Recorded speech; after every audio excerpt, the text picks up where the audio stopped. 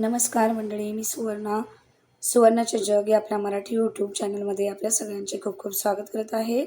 आजची रेसिपी बघा, दिसते ना एकदम यम्मी, माउथ वॉटरिंग आणि डिलिशियस टेस्टी अशी साबुदाणा खीर।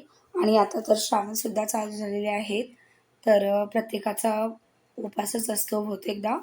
तर ही रेसिपी आपण एकदम झटपट बनवू शकतो आणि उपासासाठी तर एकदम उत्तम आहे। हे बघा, एकदम मस्त होते, कमी साहित्यात होते। तर जर तुम्हाला पूर्ण रेसिपी बघायची असेल तर प्लीज व्हिडिओला पूर्ण बघत राहा। चला तर मग रेसिपीला सुरुवात करूया। सुरुवातीला बघा, मी 2-3 चमचे तूप घेतलेलं आहे आणि त्यामध्ये सगळे ड्रायफ्रूट असे घालून व्यवस्थित त्यांना काय करते, भाजून घेते। अशा प्रकारे आपल्याला काय करायचं, यांना भाजून घ्यायचं आहे थोडंसं।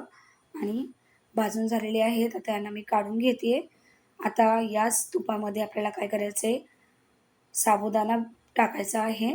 साबुदाणा भिजवलेला घालायचा आहे, जो मी 2-3 तास भिजवला होता, तर तो यामध्ये घालून घेते।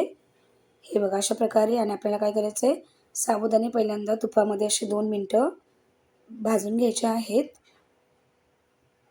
अशा प्रकारे आपण एकदम झटपट, अगदी कमी वेळात साबुदाण्याची खीर बनवू शकतो आणि तीही चवीला मात्र उत्तम लागते। तर साबुदाणे भाजून झालेले आहेत, आता यामध्ये मी घालते दूध मी अर्धा लिटर घेतलेलं आहे। आणि काय करायचं, याला व्यवस्थित उकळी येऊन द्यायची आहे।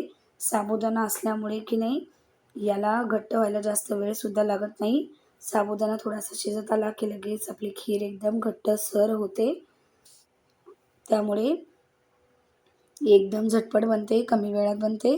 तर बघा, आता दुधाला व्यवस्थित उकळी आलेली आहे एकदम।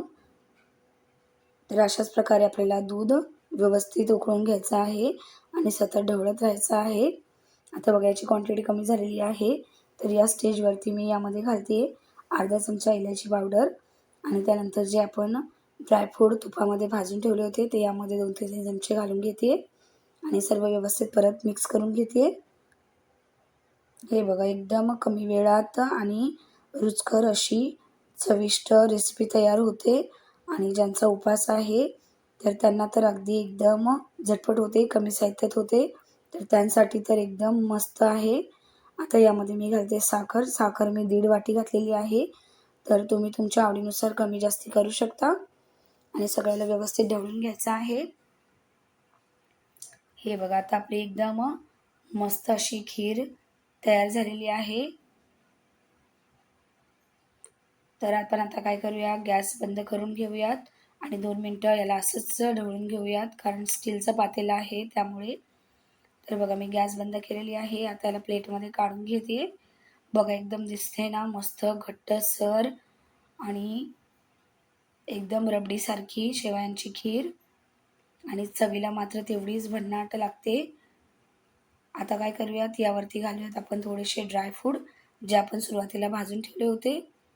हे ऑप्शनल आहे, तुम्हाला हवं असेल तुम्ही यामध्ये केसरचा सुद्धा वापर करू शकता, त्याने सुद्धा याचा लूक मस्त येतो। चवीला मात्र फरक पडत नाही, पण लूक चांगला येतो। तर बघा, आपली एकदम गरमागरम साबुदाणा खीर तयार आहे। जर तुम्हाला माझी रेसिपीज आवडत असतील तर प्लीज लाईक करा, शेअर करा, कमेंट करा, सबस्क्राईब करा माझ्या चॅनलला अशा सोपी रेसिपी बघण्यासाठी। आणि वेळात वेळ काढून व्हिडिओ बघितल्याबद्दल तुमचे मनापासून खूप खूप धन्यवाद।